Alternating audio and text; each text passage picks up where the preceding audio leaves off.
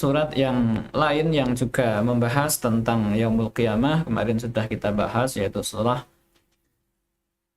At-Takwir.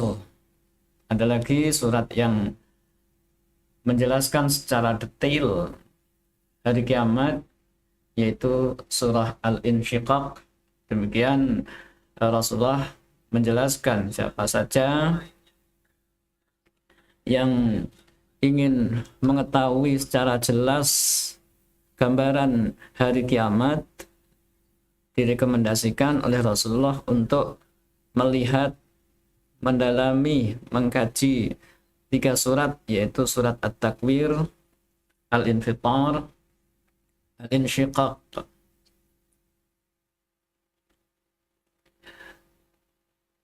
Kejadian-kejadian hari kiamat, peristiwa-peristiwa yang terjadi pada hari kiamat ini sebenarnya ada dalam satu kesimpulan, yaitu ngeri.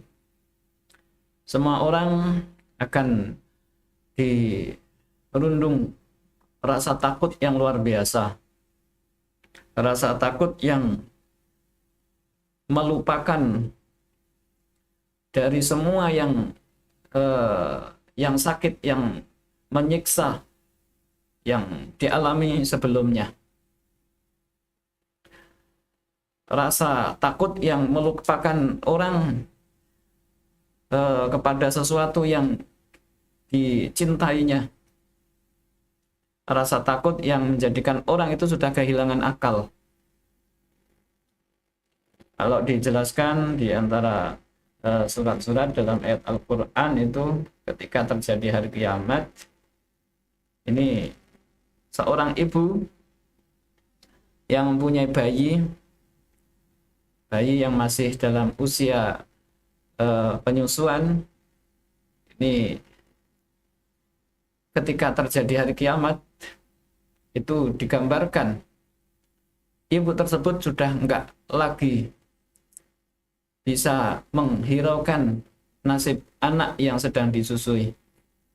Padahal kita bisa lihat bagaimana seorang ibu pada hari-hari yang normal seperti yang kita alami saat ini, seorang ibu adalah orang yang amat sangat mempunyai rasa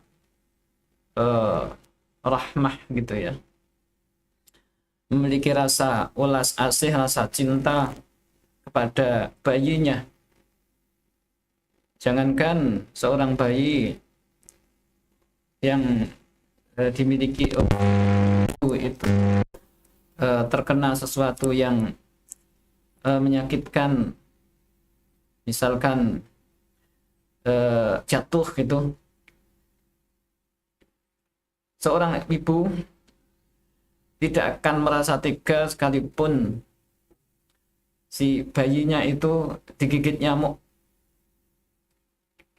Jadi semua pikirannya yang dimiliki oleh seorang ibu tersebut itu tercurahkan kasih sayangnya kepada anaknya. Sehingga bahkan misalkan seorang ibu tersebut sedang dalam keadaan sakit, lapar, ngantuk pun, itu rasa lapar, rasa sakit, rasa demam atau barangkali rasa ngantuk itu akan hilang tiba-tiba ketika si bayinya itu memerlukan kehadiran ibu, misalkan sedang rewel, sedang haus, sedang sakit. Ini ketika kita bandingkan rasa kasih sayang seorang ibu yang dimiliki seorang ibu pada hari-hari normal, ini ternyata ketika tiba hari kiamat itu hilang sama sekali. Karena apa yang dirasakan oleh semua manusia termasuk ibu itu tadi, tidak lagi bisa memikirkan, tidak lagi bisa memberikan, mengekspresikan kasih sayangnya kepada anak, karena amat sangat ditimpa rasa takut yang amat sangat gitu, amat sangat luar biasa. Itu sebuah gambaran. Ada juga di gambaran lain yang digambarkan oleh surat Yasin, yaitu yang dialami oleh ahli kubur. Ahlul kubur itu macam-macam yang dialami oleh eh, orang yang sudah dalam kubur, itu yang ada di alam barzakh.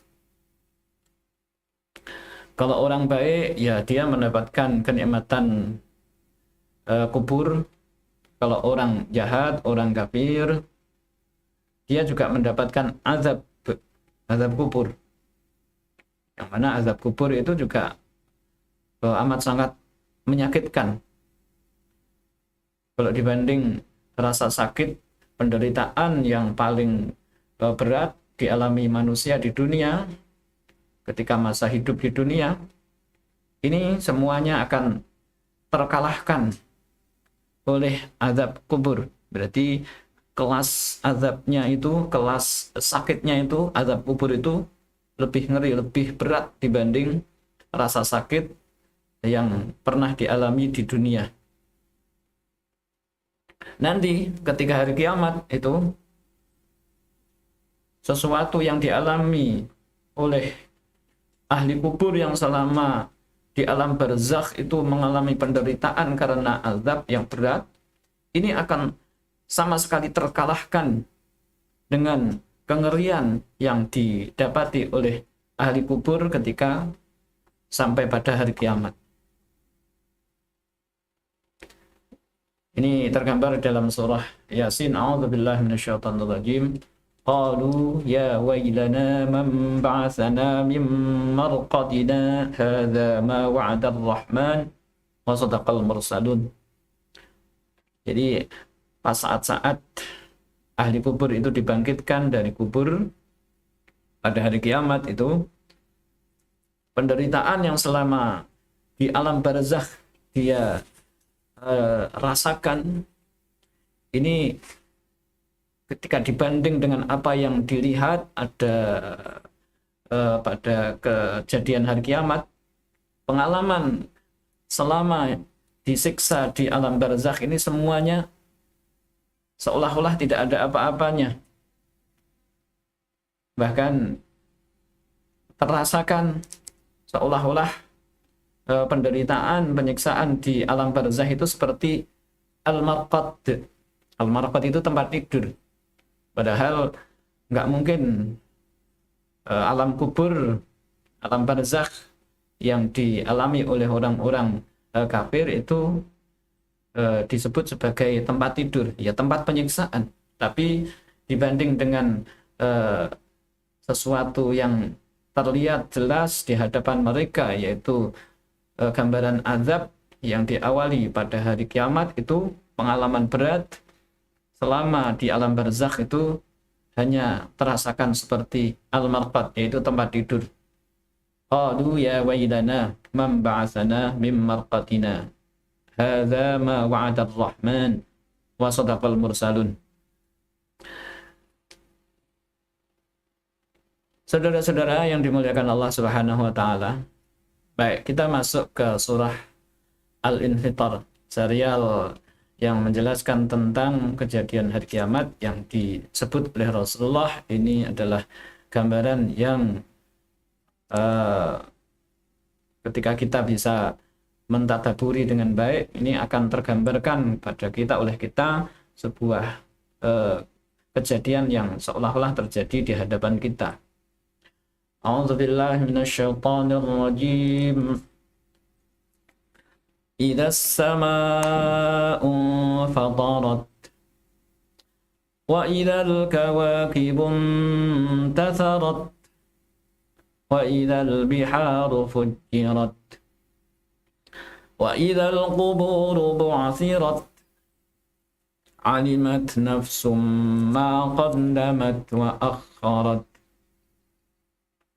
يا أيها الإنسان ما غرك بربك الكريم الذي خلقك فسواك فعدلك في أي صورة ما شاء ركبك kalla bal tukadzibuna biddin wa inna 'alaikum lahafizin kiraman katibin ya'lamuna ma taf'alun.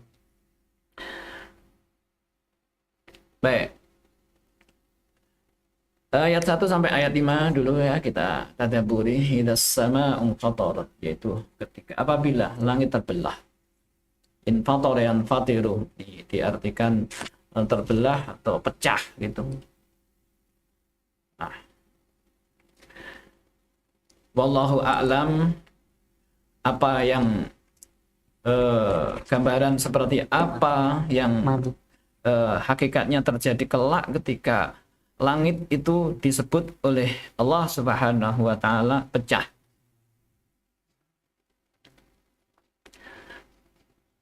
Ini adalah bahasa yang mudah kita pahami. Jadi Al-Qur'an menyampaikan penjelasan yang bisa ditangkap oleh akal manusia.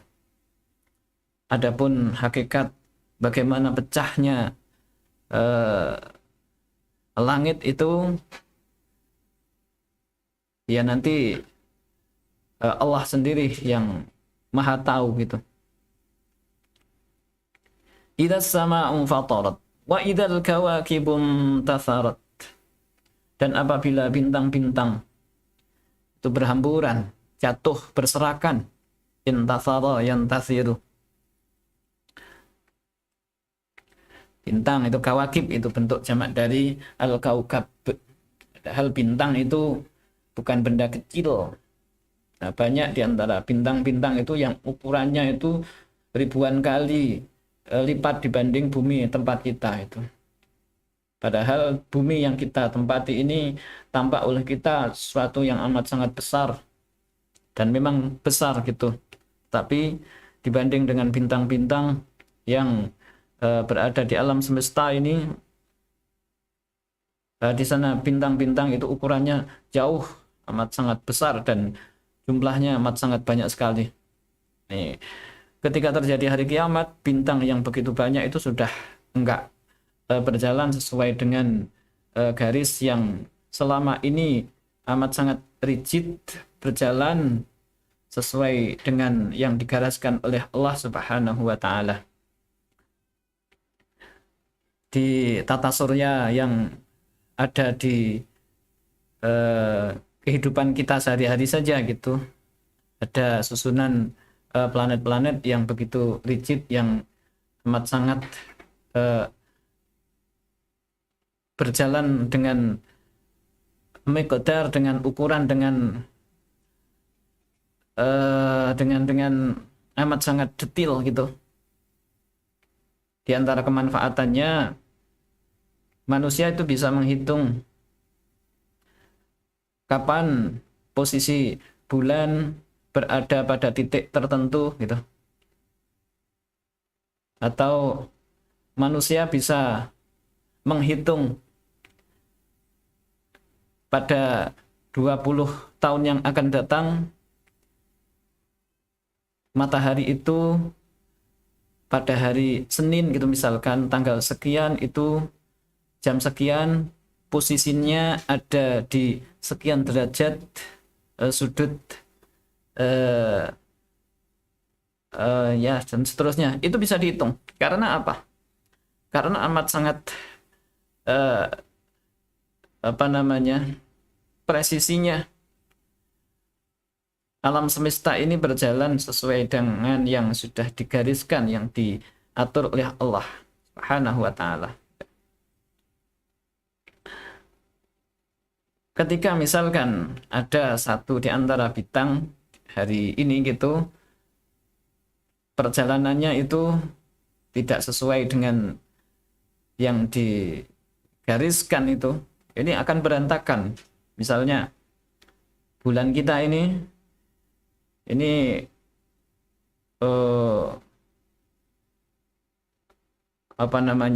beredarnya itu pindah gitu atau berbalik arah. Nah, ini akan menjadi amat sangat kacau gitu. Nah, kekacauan pada hari kiamat itu tidak hanya sekedar bulan yang tadinya beredar terus berhenti beredar, tapi ini intasarat. Intasarat itu bertebaran atau ya berjatuhan, murat-marit. Murat-marit itu sudah jalannya enggak teratur lagi, itu ya kecepatan yang selama ini sekian derajat atau sekian ukuran kecepatan itu menjadi bisa semakin cepat atau bisa berhenti atau sudah berganti haluan dan seterusnya, dan itu tidak dialami oleh 1, 2, 10, 20 bintang itu, tetapi al-kawakib, nah, keseluruhan al-kawakib, keseluruhan bintang itu berantakan murat-marit itu. Wa idzal biharu fujjirat, ayat ketiga. Dan apabila lautan dijadikan meluap, ini laut yang jumlah airnya amat sangat banyak, itu bisa kita lihat ketika kita sedang berada di pantai atau berada dalam pelayaran, itu kita bisa lihat sejauh mata memandang itu hanya ada air, gelombang yang tinggi, yang di dalamnya itu banyak kehidupan yang luar biasa. Ada ikan yang besarnya puluhan meter, ratusan meter. Ini ketika berada di tengah laut itu seolah-olah ya nggak ada tepi. Air yang begitu banyak itu. Pada hari kiamat, lautan itu bergolak gitu. Ada yang mengartikan ya meluap itu tadi.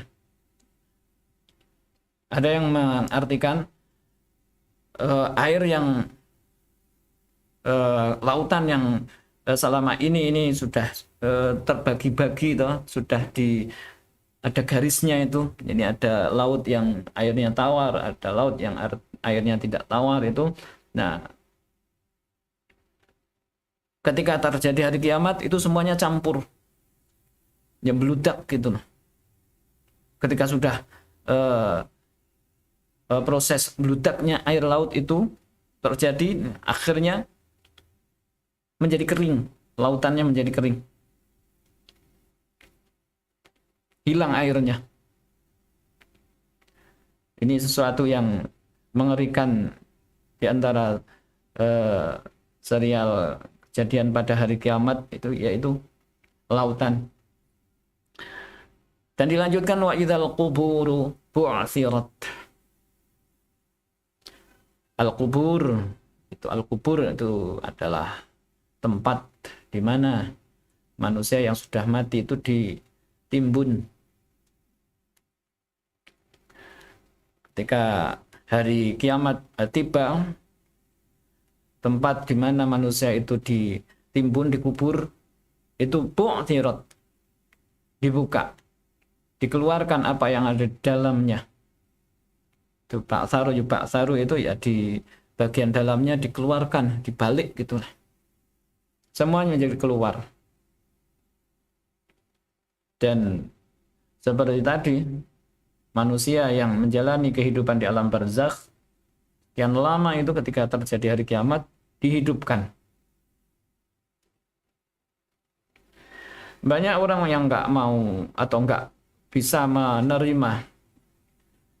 Mana mungkin manusia yang sudah menjadi tanah itu bisa hidup lagi seperti semula, utuh lagi, bisa melihat, bisa mendengar, mempunyai rasa takut, punya kaki, bisa lari gitu, kembali seperti semula. Ini orang yang nggak mau atau nggak bisa menerima bahwa nanti manusia itu setelah mati dan jadi tanah itu akan bisa hidup kembali gitu. Ini sesungguhnya dia nggak mau berpikir saja gitu. Karena kalau dia mau berpikir gitu, mana yang lebih mustahil, manusia yang dulunya itu tidak ada kemudian ada.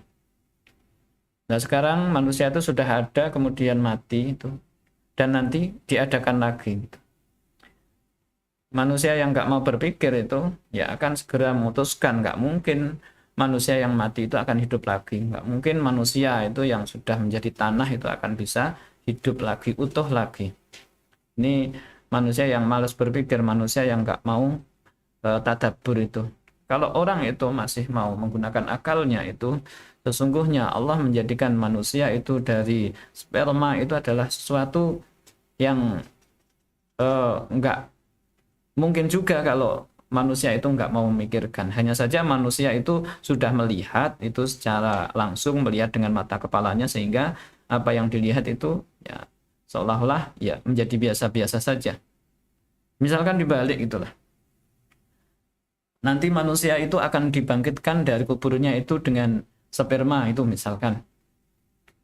Nah, ini orang juga akan merasa bingung, mana mungkin satu sel eh, sperma itu kok bisa menjadi tumbuh menjadi manusia itu. Nah, ini hanya masalahnya hanya manusia itu eh, nggak mau berpikir saja itu. Dan yang kedua sebenarnya amat sangat eh, mudah sekali kalau kita mau berpikir itu, kita kembalikan kepada Allah Subhanahu wa taala. Allah yang menciptakan manusia, mewujudkan manusia dari Adam. Adam ya, Adam itu artinya tidak ada. Jadi manusia itu sebelum wujud itu ya berada pada posisi Adam.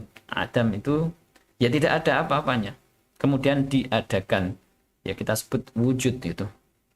Nah, untuk mewujudkan sesuatu dari Adam itu jauh lebih sulit dibanding hanya sekedar i'adah. I'adah itu mengulang. Mengulang sesuatu yang sudah pernah terjadi, sudah pernah wujud, kemudian diwujud ulang. Nah, jadi bangkitnya manusia dari alam kubur itu hanya pengulangan wujud, itu pengulangan sesuatu yang pernah ada. Gitu. Adapun manusia sebelum ada itu kan Adam, itu kemudian diadakan. Gitu.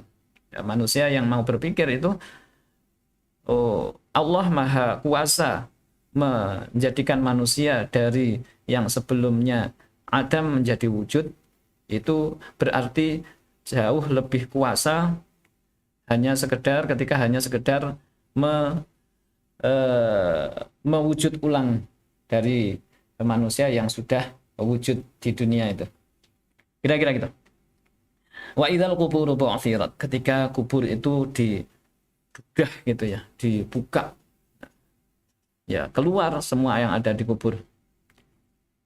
Hidup lagi. Lanjutnya wa alimat nafsum ma qaddamat wa akharat.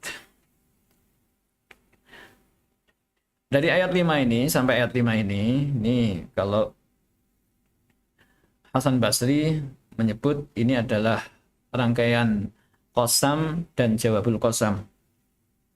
Artinya ayat 1, 2, 3, 4 ini sekalipun tidak ada wawu qasamnya seperti wallahi, seperti wassamai, demi langit atau demi malam, demi bulan, demi matahari dan seterusnya.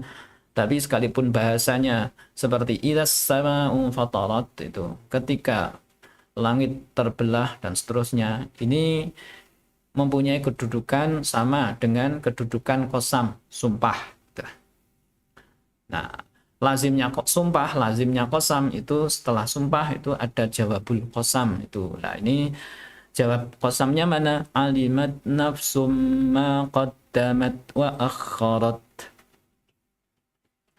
Adapun mufassir yang lain memahami bahwa idas sama fatarat dan seterusnya sampai ayat 4 ini bukan qasam, tapi ini adalah ya berita saja, yaitu ketika langit terbelah, ketika bulan bertebaran berhamburan murat marit, ketika lautan itu ditumpahkan, ketika kubur itu dibuka.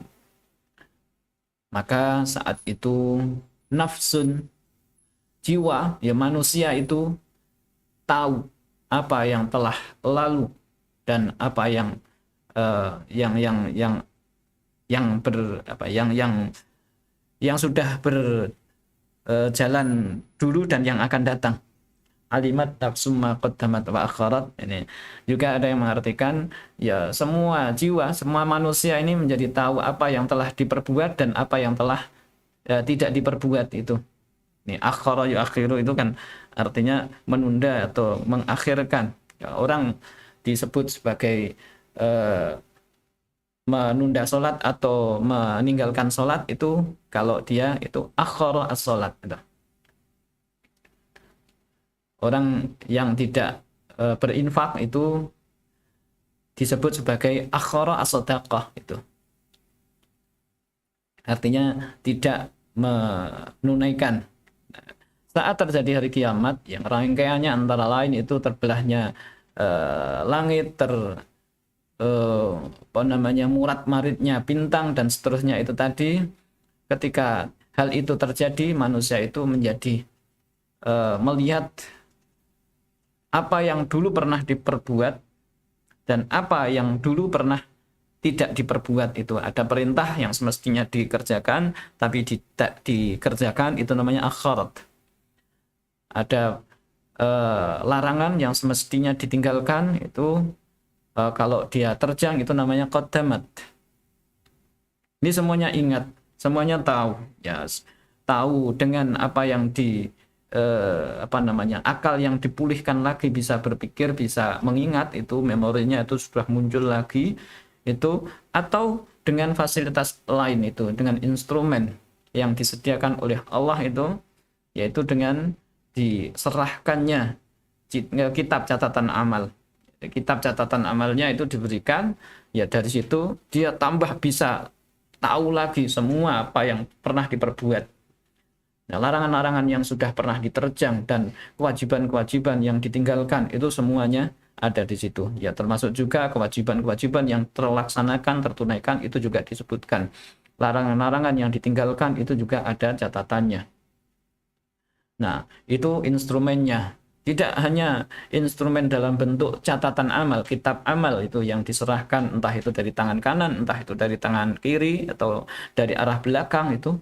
Ada lagi yang penguat, dokumen penguat yang menjadikan manusia itu semakin tahu, semakin melihat apa yang telah diperbuat selama hidup di dunia itu, yaitu al-yauma nakhtimu ala afwahihim wa tukallimuna aydihim wa tashhadu arjuluhum bima kanu yaksibun. Itu ya, tangannya yang bercerita. Tangannya itu menceritakan riwayat perbuatan yang pernah dikerjakan selama hidup di dunia. Nah, tidak hanya tangan tapi juga kulit. Nah, kulitnya ini, kulit manusia itu bercerita itu. Jadi manusia juga ketika membatasi dirinya dalam berpikir itu, dia hanya mengira yang bisa berbicara itu hanya mulut, lidah, dan apa namanya rangkaian alat bicara yang selama ini diketahui. Ya, manusia akan nggak mau menerima. Mana mungkin tangan itu bisa bercakap-cakap, bisa bercerita. Mana mungkin kulit itu bisa bercerita itu. Tapi itulah yang akan dihadapi oleh manusia. Ada catatan buku. Akalnya juga, ingatannya juga itu pulih lagi. Semua yang pernah terjadi dia ingat lagi. Tangannya bercerita. Manusia itu ketika malas berpikir itu ya hanya memahami yang bisa bercerita itu mulut itu. Padahal ketika misalnya itu di dunia ini dari awal kejadian manusia itu, misalnya yang dijadikan bisa berbicara itu bukan mulut tapi tangan, itu ya manusia akan menjadi merasa aneh ketika suatu saat kemudian itu yang ditakdirkan oleh Allah Subhanahu wa taala bisa berbicara itu bukan tangannya tapi mulutnya itu. Nah, sebagaimana Allah itu maha kuasa menjadikan mulut kita itu berbicara, Ini untuk menjadikan yang lainnya, entah itu tangan, entah itu rambut, entah itu kulit, dan lain-lain itu bisa berbicara, itu semuanya itu adalah semuanya mudah bagi Allah itu. Masih ada lain lagi yang dijadikan sebagai penguat, yang dijadikan bukti apa yang telah dilakukan oleh manusia selama hidupnya di dunia, yaitu ada tanah, bumi. Idza zulzilatil ardu zilzalaha wa akhrajatil ardu athqalaha wa qala al insanu ma laha yauma idzin tuhadditsu akhbaraha. Ini yauma idzin tuhadditsu akhbaraha, pada hari itu, pada hari kiamat itu, bumi itu, tanah itu bercerita semua apa yang ada di bumi selama ini itu, selama dihuni oleh manusia itu, bumi itu menjadi saksi dan bercerita. Nah, makanya ya manusia nggak bisa mengelak lagi. Ya semuanya akan akhirnya yang mengaku, ya memang benar ya Allah, apa yang ada dalam buku catatan amal ini semuanya itu tidak ada yang ditambah-tambah, tidak ada yang dikurang-kurang, tidak ada perbuatan buruk yang aku kerjakan kemudian dicatat menjadi lebih banyak, atau tidak ada kebaikan yang pernah aku lakukan tetapi tidak dimuat di dalam buku ini, semuanya ada. Ini seperti disebut dalam surah Al-Mulk, yaitu penyesalan orang-orang kafir. A'udzubillahi minasyaitonirrajim. Wa qalu law kunna nasma'u aw na'qilu ma kunna fi ashabis sa'ir fa'tarafu bidambihim fasuhqan li ashabis sa'ir. Itu para penghuni neraka sa'ir itu berkata, dan mereka berkata, sekiranya dahulu kami mendengarkan atau memikirkan peringatan itu, tentulah kami tidak termasuk penghuni neraka yang menyala-nyala. Maka mereka mengakui dosanya, fa'tarafu bidambihim. Apa boleh buat, ya sudah, ya, memang sudah sepantasnya gitu yang dirasakan oleh ashabus sa'ir ketika mereka mendapatkan balasan yang diberikan oleh Allah, yaitu dimasukkan ke neraka. Fasuhqal li ashabis sa'ir, tetapi jauhlah dari rahmat Allah bagi penghuni neraka yang menyala-nyala itu. Baik saudara-saudara yang dimuliakan Allah Subhanahu wa taala.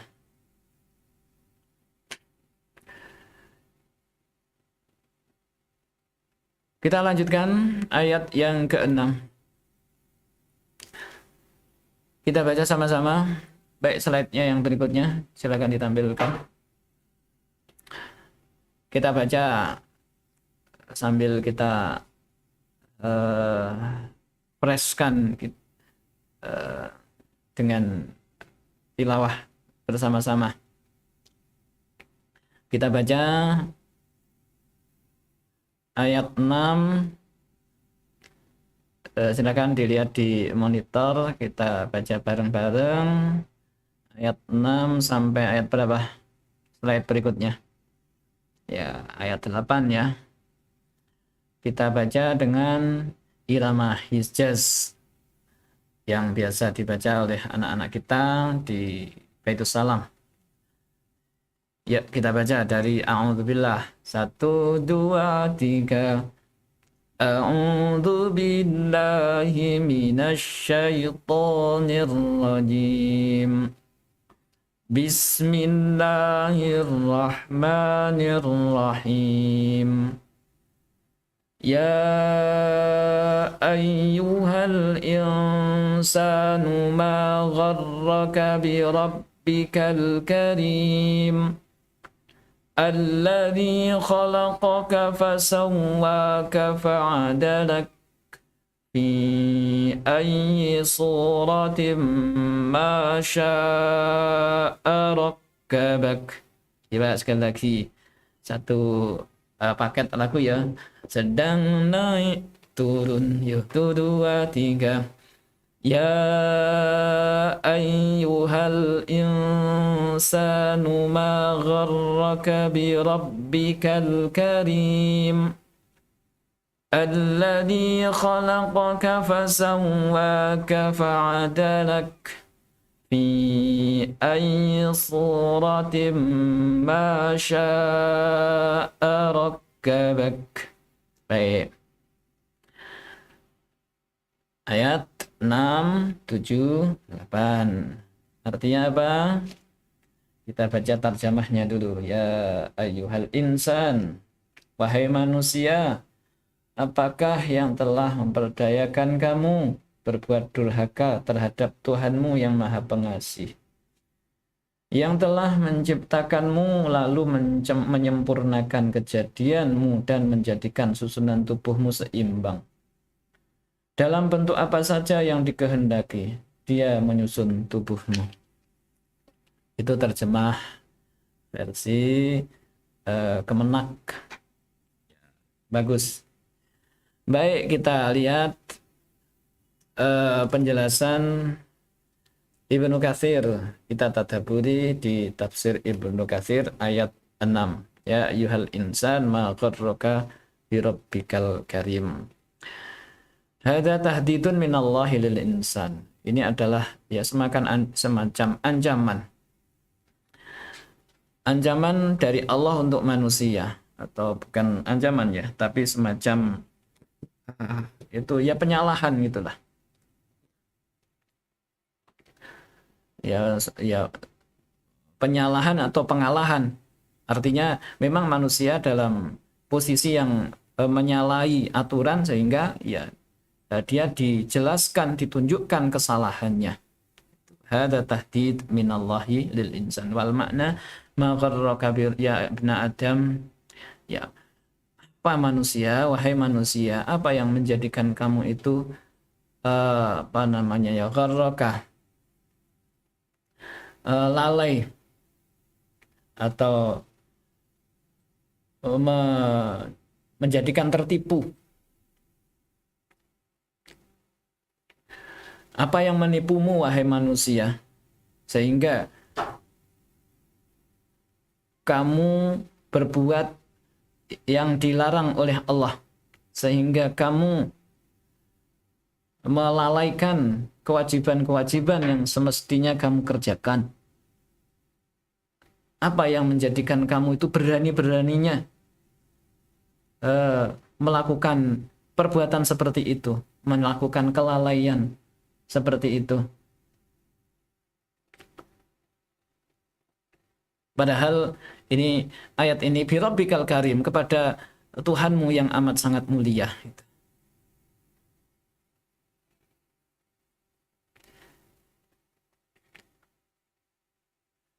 Ya manusia memang posisinya banyak melakukan kesalahan, banyak melakukan kelalaian itu.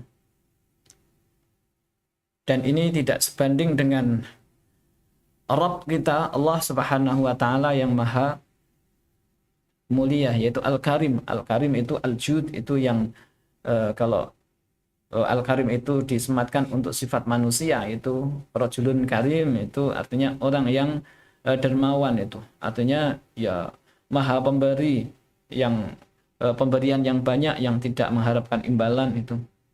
Nah, ini Al-Karim. Sifat ini ketika ini disematkan atas diri Allah, yaitu Al-Karim yang amat sangat dermawan, amat sangat luas pemberiannya dan tidak mengharapkan imbalan apa-apa itu.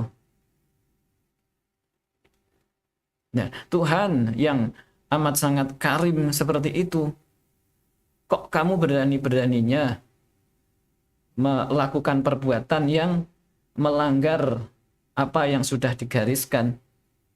Nah, ini akalmu itu di mana gitu? Semestinya ketika kamu tahu bahwa Allah itu zat yang maha luas limpahan karunia-Nya, pemberiannya, rezekinya, nikmatnya itu. Nah, ketika akalmu itu berjalan, itu semestinya tidak akan berani lagi melakukan hal-hal yang menyimpang dari aturannya. ketika wahai manusia, kamu itu tahu kamu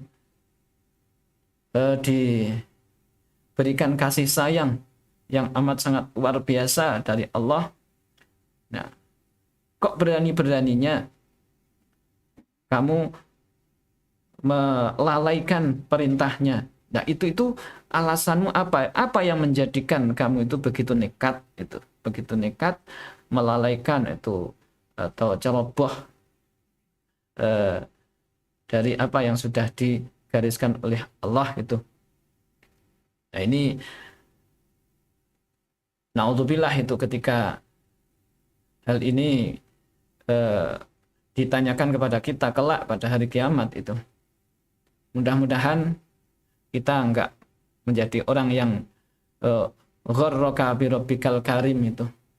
Artinya kita semampu kita itu eh, merespon apa yang Allah berikan kepada kita itu dengan kita melakukan amalan-amalan kebaikan dengan menjalankan perintah-perintah Allah dengan sebaik-baiknya, dengan meninggalkan larangan-larangan. Nah, baik. Alladzi khalaqaka fasawwaka fa'adalak fi ayyi suratin ma syaa rakkabak.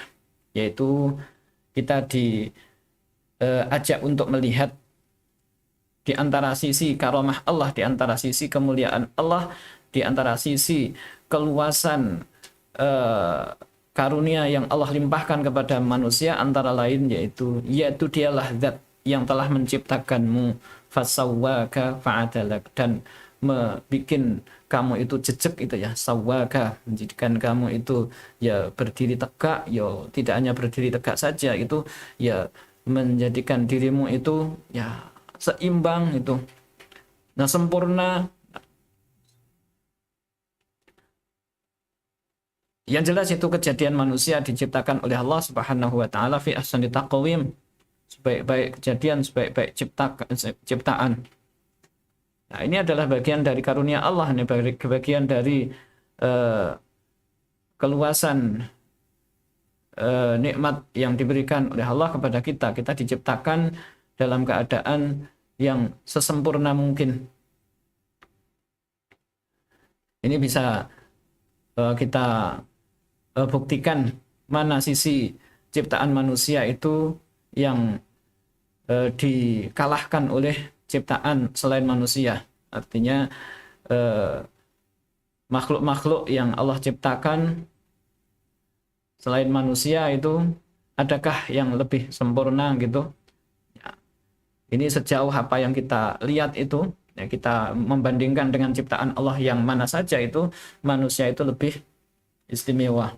Bahkan ketika kita membandingkan dengan malaikat itu ya dibanding dengan manusia, ya kita tetap berpedoman kepada laqad khalaqnal insana fi ahsani taqwim. Allah menjadikan manusia itu sebaik-baik ciptaan. Berarti ya manusia itu lebih sempurna ciptaannya dibanding apalagi dengan selain malaikat, entah itu binatang, entah itu pohon-pohon atau benda-benda yang lain itu.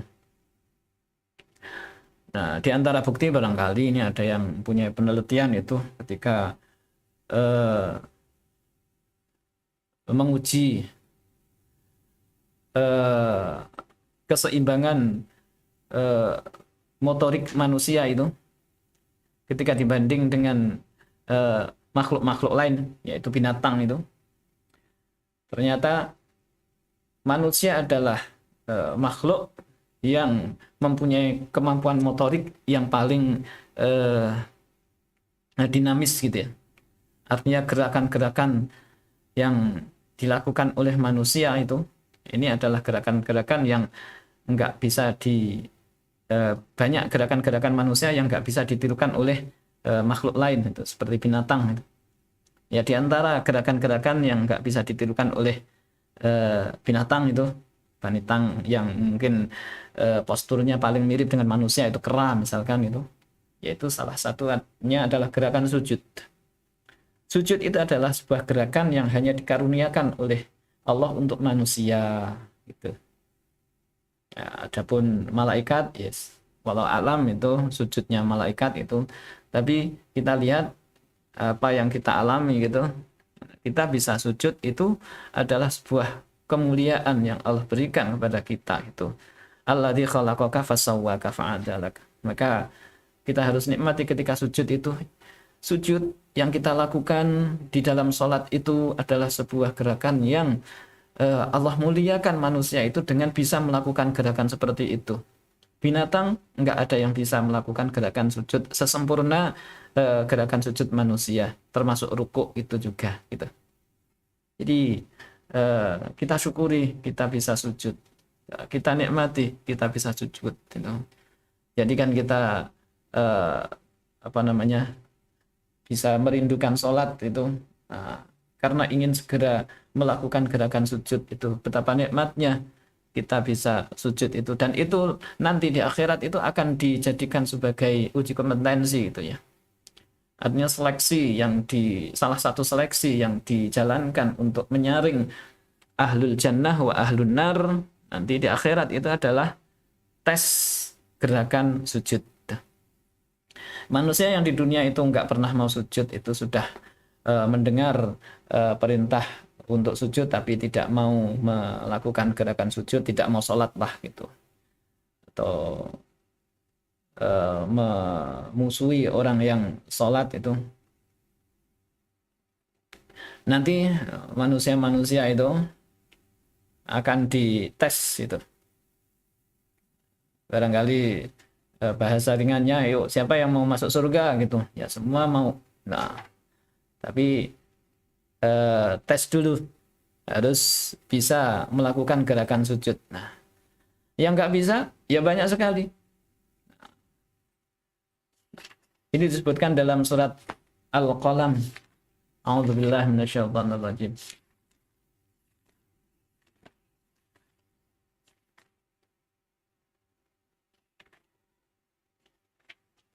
Surah Al-Qalam. Baik, saya carikan sebentar.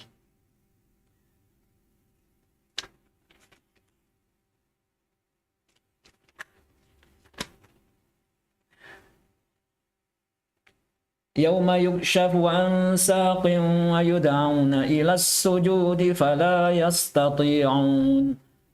Khashi'atan absaruhum tarhaquhum dhillah. Waqad kanu yud'auna ila as-sujudi wa hum salimun. Surah Al-Qalam ayat 42 ya, sama 43. Nah, saya bacakan terjemahnya.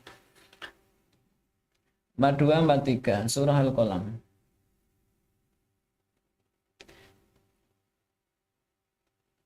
Ingatlah pada hari ketika betis disingkapkan dan mereka diseru untuk bersujud. Nah, maka mereka tidak mampu. Pandangan mereka tertunduk ke bawah, diliputi kehinaan, dan sungguh dahulu di dunia mereka telah diseru untuk bersujud. Waktu mereka sehat, waktu mereka hidup di dunia, tetapi mereka tidak melakukan. Nah, ini akan dijadikan seleksi ulang itu di akhirat itu untuk menyaring siapa yang akan berhak untuk masuk surga, yaitu orang yang bisa melakukan sujud. Kita nikmati, kita bersyukur, kita dijadikan orang yang bisa menjalankan sujud.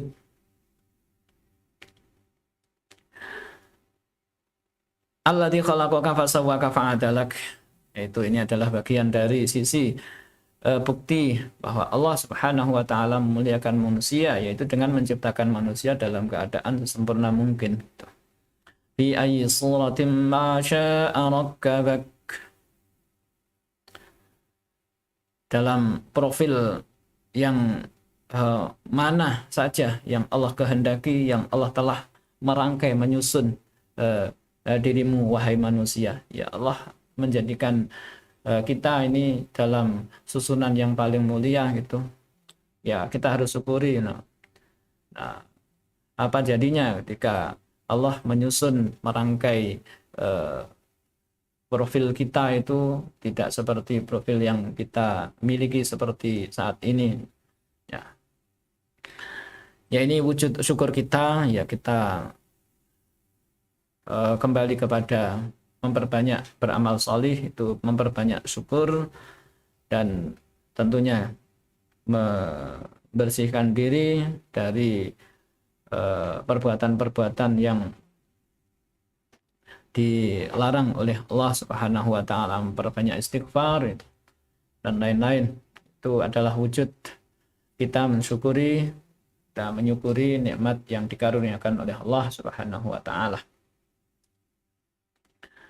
Baik saudara-saudara yang dimuliakan Allah Subhanahu wa taala, sampai ayat 8. Kita lanjut sedikit lagi.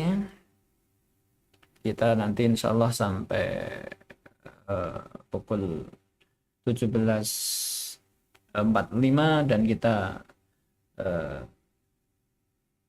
sesi tanya jawab. Barangkali kalau ada pertanyaan-pertanyaan yang ditayangkan ke studio. Baik, silakan slide yang ketiga, ayat 9.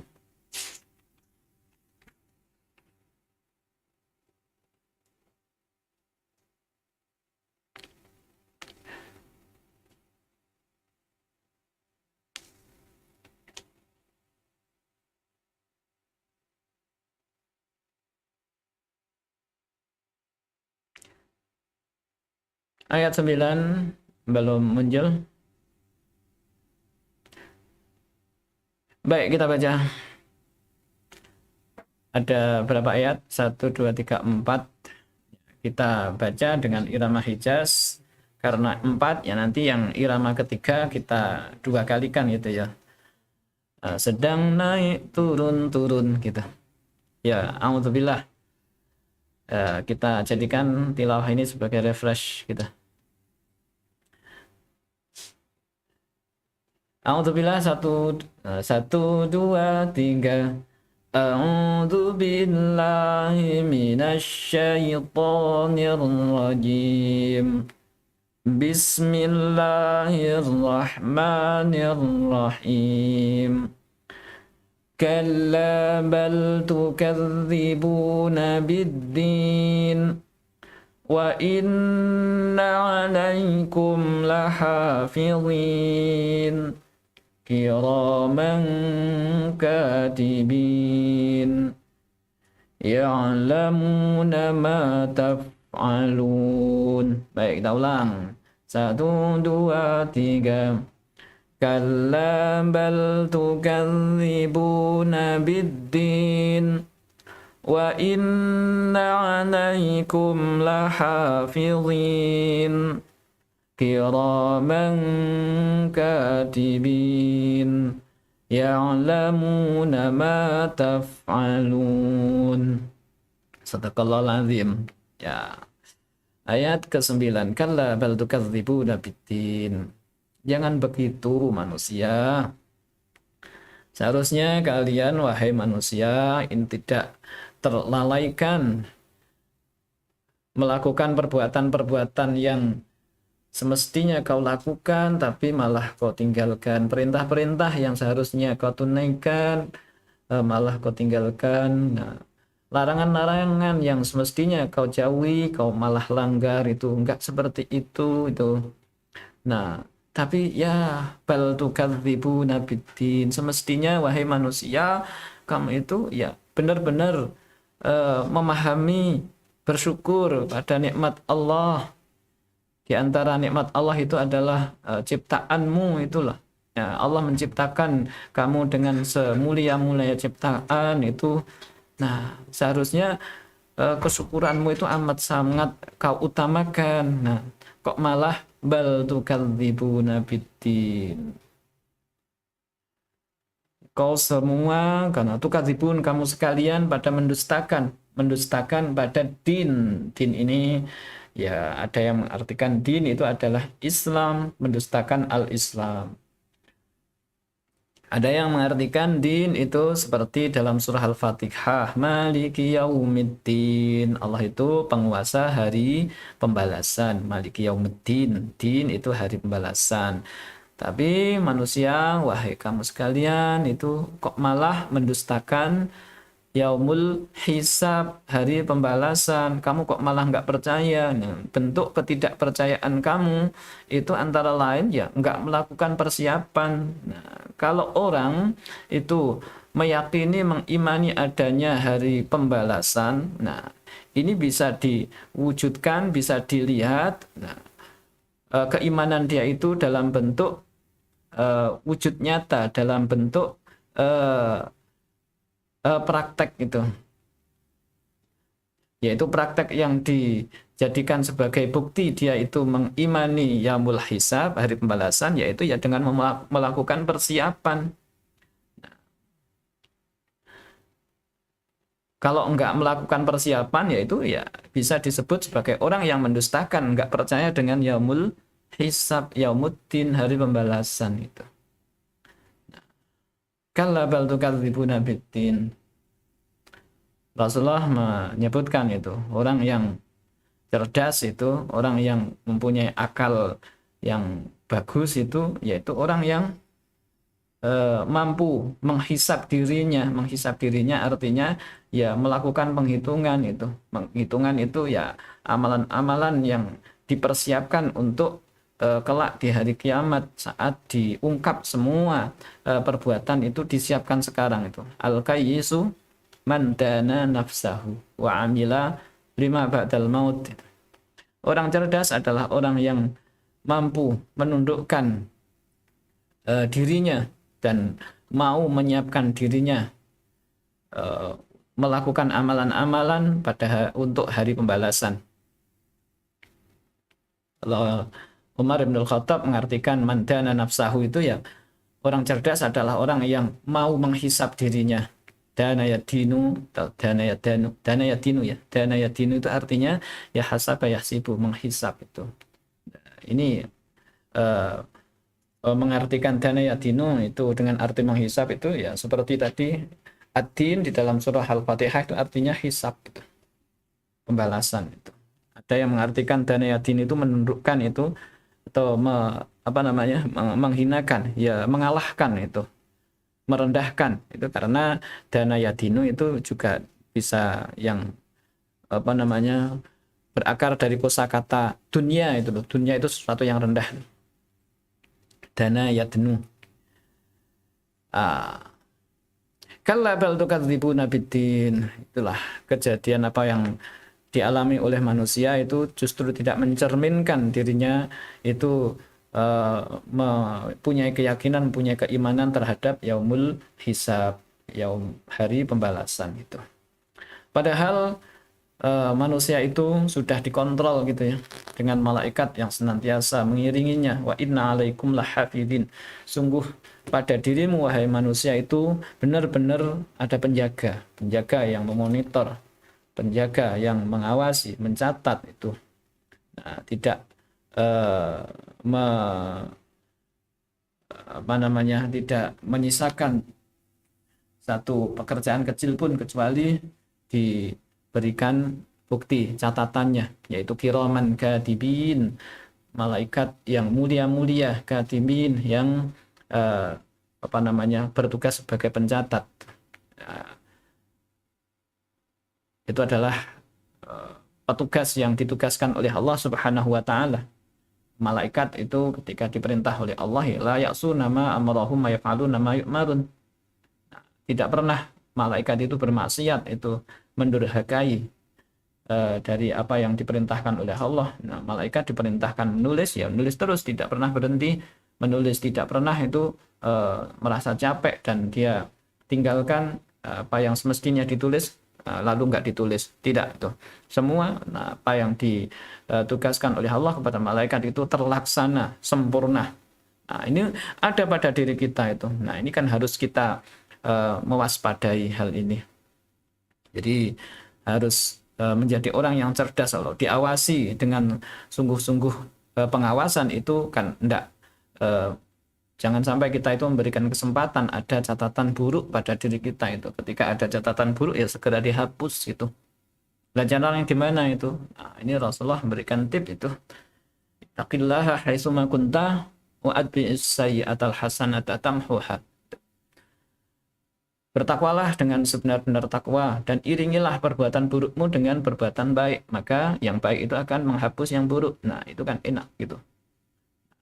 Manusia itu sudah diberikan kesempatan untuk menghapus perbuatan-perbuatan buruknya itu dengan berbagai macam cara. Ya. Sholat itu dari sholat satu ke sholat berikutnya itu adalah penghapus. Jadi misalkan dari asar sampai maghrib itu banyak perbuatan-perbuatan kita yang salah atau yang jelek atau yang buruk gitu. Dan ketika datang waktu maghrib kita sholat itu ya akan terhapus secara otomatis.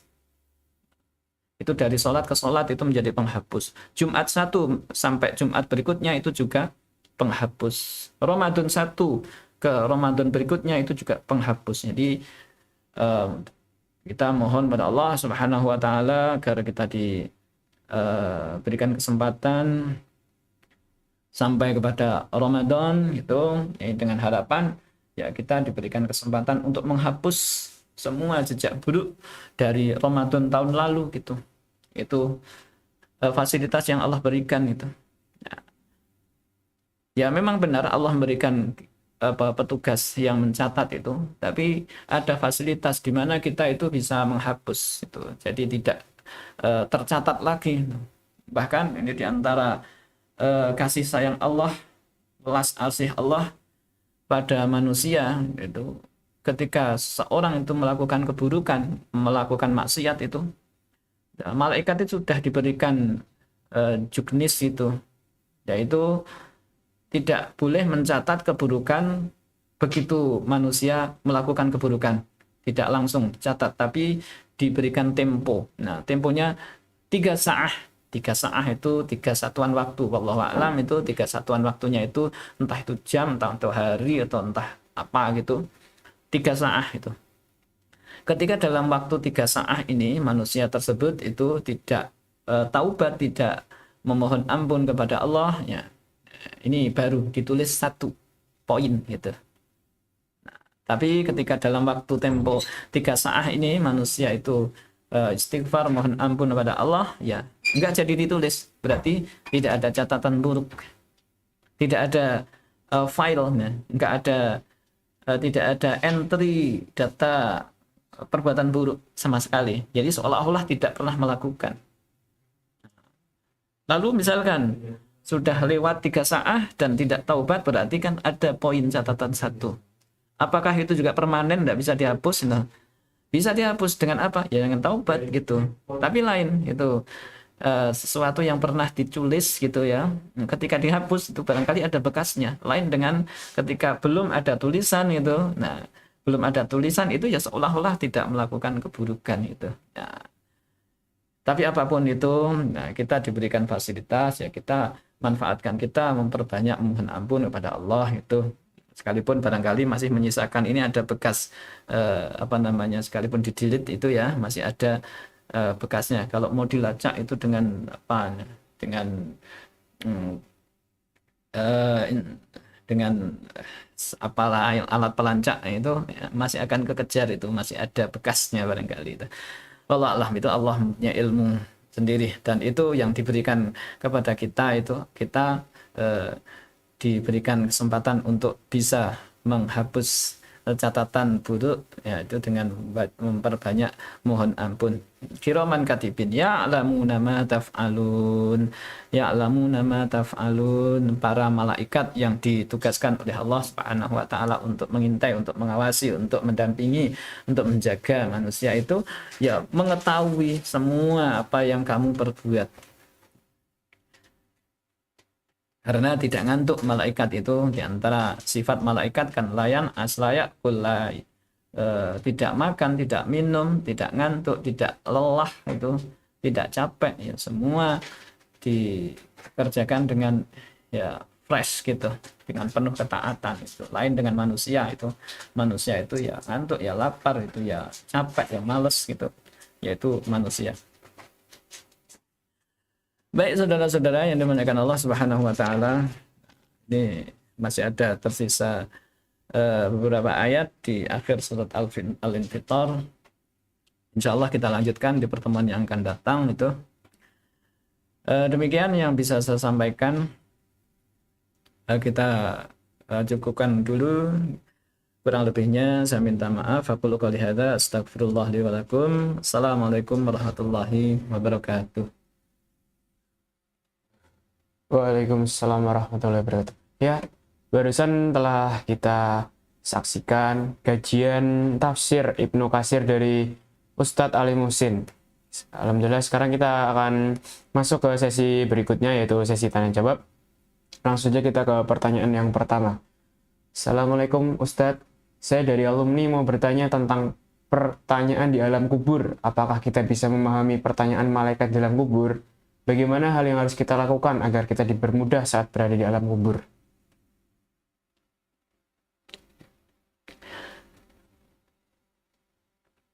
Bismillahirrahmanirrahim. Alhamdulillahirrahmanirrahim. Terima kasih atas pertanyaan yang dikirim ke studio TV Pondok Pesantren Baitus Salam di acara kajian sore hari Selasa dan hari Jumat. Manusia semuanya akan mengalami fitnatul kubri. Fitnatul kubri itu fitnatul qabri. Fitnah kubur itu, fitnah itu artinya ujian. Ujian di alam kubur. Semua manusia, tidak ada yang bisa lolos dari ujian. Ini menjawab pertanyaan-pertanyaan yang diajukan oleh malaikat, petugas penanya di kubur itu. Nggak ada satupun yang bisa lolos itu. Semuanya akan menghadapi gitu. Nah, bagaimana cara kita bisa menjawab itu? Ya, semua pertanyaan itu sebenarnya kita sudah tahu jawabannya, sudah dibocorkan.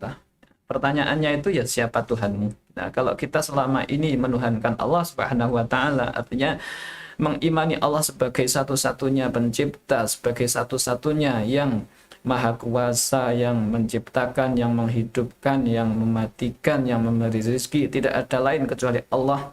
Dan kita pun juga menyembah, kita meyakini tidak ada satu sesembahan kecuali Allah. Sesembahan itu ya Allah saja gitu. Kita memintanya kepada Allah, minta apa saja pada Allah, minta selamat pada Allah, minta rezeki kepada Allah, minta sehat kepada Allah itu. Nah, menyembah kepada Allah, minta ketenangan kepada Allah, minta surga kepada Allah, minta ampun kepada Allah, itu adalah sebuah wujud kita itu mempersiapkan jawaban atas pertanyaan yang akan diajukan oleh malaikat kepada kita. Sudah kita siapkan sejak di dunia ini, yaitu la ilaha illallah, kita pahami dengan sebaik-baiknya gitu. Nah, ini yang tanya tadi dari alumni Pondok Pesantren Baitus Salam. Insya Allah, alhamdulillah, selama di Pondok Pesantren Baitus Salam dulu sudah diajari untuk menjawab pertanyaan-pertanyaan malaikat itu. Bocorannya sudah ada di kita. Ya sudah, itu selama kita itu berpegang teguh kepada la ilaha illallah, kita yakini Allah sebagai satu-satunya ilah, kita yakini Allah itu sebagai satu-satunya Rob gitu ya. Nah, kita mempelajari apa itu makna rububiyatullah, apa itu makna uluhiyatullah itu. Nah, itu nanti insya Allah itu untuk menjawab malaikat siapa Tuhanmu itu dengan bahasa apapun yang diajukan oleh malaikat itu akan mudah dijawab, itu akan selalu bisa dijawab ya. Yang ditanya ya tentunya paham. Nah, lain dengan orang yang nggak mau nggak mau meyakini, nggak mau mengimani Allah sebagai satu-satunya Rabb, tidak mau mengimani bahwa satu-satunya sesembahan itu adalah Allah, ya nanti sekalipun dia membawa kepekan itu ya, itu membawa contekan itu ya, tidak akan bermanfaat apa-apa, tidak berfungsi apa-apa, karena apa yang akan diberikan jawabannya di alam kubur itu ya cerminan apa yang telah dijalani oleh manusia selama hidup di dunia gitu. Wallah alam bisawab. Masih ada lagi? Ya. Ya, pertanyaan kedua. Assalamualaikum. Ahwan, Ustadz Ali mau bertanya. Kita di dunia berbuat dosa dan sadar atas perbuatan tersebut, kemudian kita bertobat. ternyata di tahun depan kita berbuat dosa yang sama, bagaimana cara kita bertobat dan tidak mengulangi perbuatan dosa tersebut? Bismillahirrahmanirrahim. Terima kasih.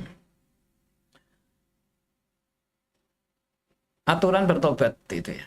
Ada, bertobat itu ada akhlaknya. Akhlak bertobat itu diantaranya yaitu yakin bahwa Allah itu tidak pernah menolak taubat yang dilakukan oleh hambanya. Sebesar apapun dosa yang pernah dilakukan. Itu akhlak. Jadi kita berakhlak kepada Allah itu antara lain ya harus mempunyai sebuah keyakinan bahwa Allah itu zat yang maha memberikan taubat, zat yang maha memberikan ampunan, banyak ampunannya, banyak taubatnya, banyak maafnya itu. Allahumma innaka afuwun karim tuhibbul afwa fa'fu anna, itu yang sering kita baca di bulan Ramadan itu. Ya Allah, Allahumma innaka, sesungguhnya engkau adalah afuwun. Afuwun itu zat yang maha banyak memberikan maaf itu. Tidak hanya memaafkan saja, tapi zat yang maha banyak memberikan maaf, itu afuwun. Kalau memaafkan itu kan afun, afin itu memaafkan, tapi ini afuwun.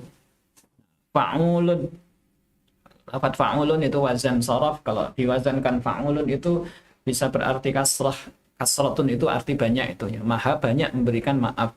Ghafurun atau ghafarun itu sifat Allah atau nama Allah di Asmaul Husna itu Ghafur.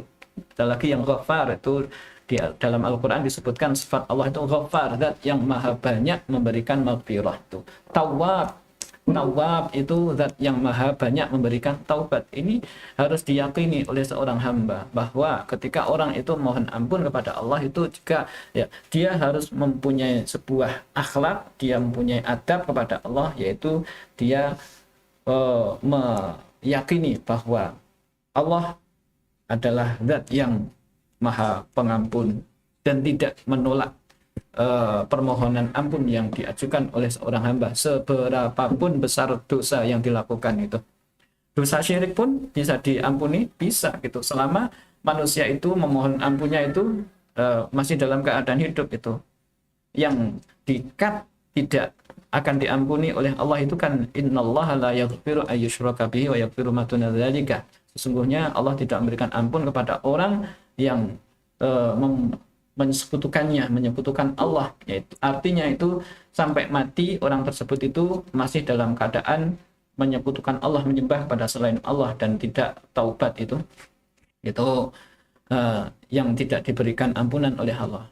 Adapun dosa-dosa yang dimohonkan ampun ketika masih hidup, manusia sekian puluh tahun itu melakukan kesyirikan, di detik-detik terakhir dari hidupnya itu misalkan sehari sebelum kematiannya dia memohon ampun kepada Allah, meninggalkan kesyirikannya, nah ini akan diampuni. Itu kan yang terjadi pada tukang-tukang sihirnya Fir'aun itu kan, mereka bukan hanya musyrik tapi mereka itu tukang sihir. Tukang sihir itu kan otomatis syirik karena itu meminta bantuan kerjasamanya dengan syaitan itu. Nah tapi pada saat Musa menunjukkan mukjizatnya dari Allah Subhanahu wa taala dan orang-orang penyihir ini melihat suatu kesimpulan yang didapatkan oleh para tukang sihir ini wah nggak mungkin, ini apa yang dilakukan Musa itu bukan perbuatan sihir. Akhirnya mereka beriman, amantu bi rabbi Musa wa Harun, kami beriman kepada Tuhan Musa itu. Ini pada hari-hari terakhir kehidupan mereka, karena begitu mereka menyatakan keimanannya itu mereka mendapatkan sanksi dari Firaun, diapain? Dibunuh itu. Nah, dibunuh pun dengan melalui proses penyiksaan, potong tangan kiri dan potong kaki kanan, berseling itu. Nah, itu bukti bahwa dosa syirik pun itu terampuni. Nah, kalau terulang-ulang bagaimana? Tidak ada masalah itu. Ini adalah bagian dari akhlak itu. Sebanyak apapun pengulangan dosa itu, ketika hamba itu masih mau mohon ampun, masih mau bertaubat, itu akan diampuni. Justru satu yang ditunggu oleh syaitan itu menunggu manusia dia itu merasa punya apa namanya, keputusasaan. Ah, saya sudah sekian kali mengulang dosa, masa aku meminta ampun lagi itu, rasanya nggak pantas aku minta ampun. Nah, ini adalah wujud keputusasaan, dan ini yang ditunggu oleh setan. Setan itu amat sangat menanti ketika orang itu sudah merasa putus asa dari meminta ampun. Sementara, nah, Allah itu senantiasa siap memberikan ampunan kepada orang yang masih mau bertobat, sekalipun dosanya itu adalah dosa pengulangan. Nah, di antara akhlak bertaubat yaitu ketika sudah bertobat, yaitu ada rasa penyesalan. Ya Allah, ngapain aku juga ngulangi sekian kali itu, kemarin sudah aku lakukan ini, ngapain hari ini aku ulang lagi gitu. Ini kan sudah wujud penyesalan itu. Ya, ini adalah bagian dari akhlak bertaubat itu. Nah, baik, barakallah, syukuran, jazakumullah.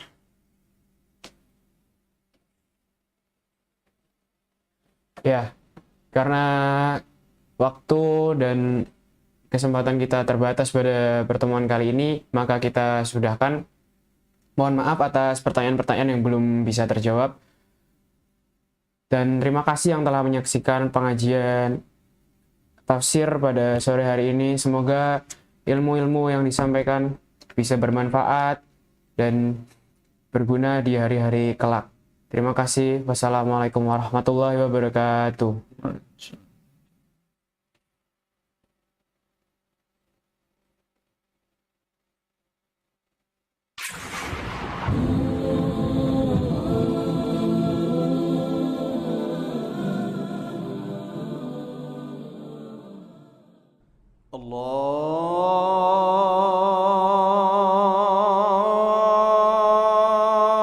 الله أكبر الله أكبر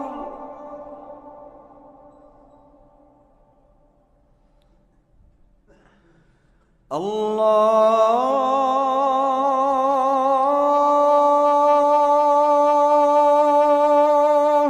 أكبر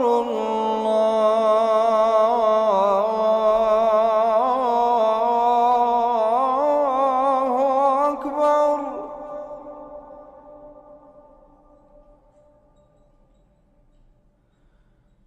أشهد أن لا إله إلا الله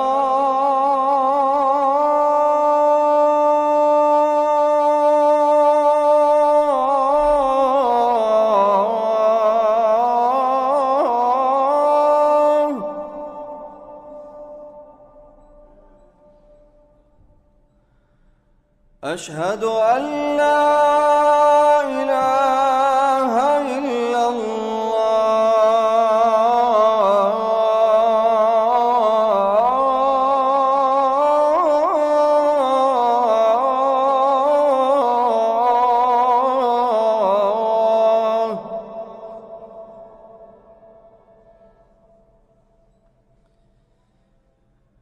أشهد أن محمدا رسول الله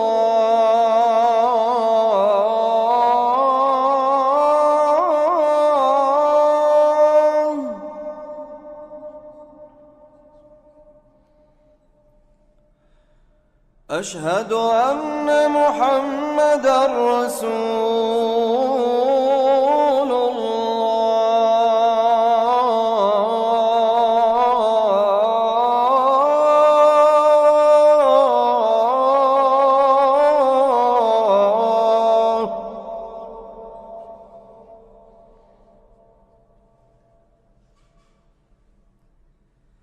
حي على الصلاة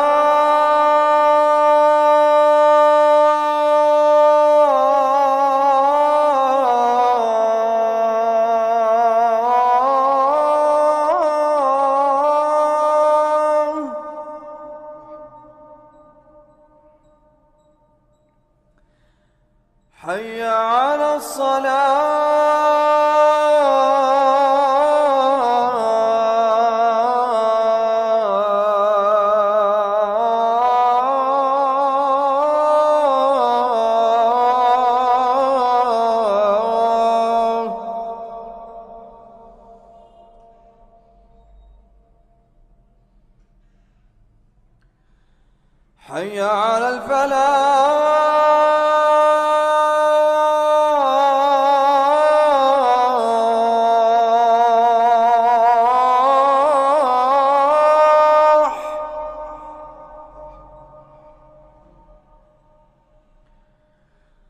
حي على الفلاح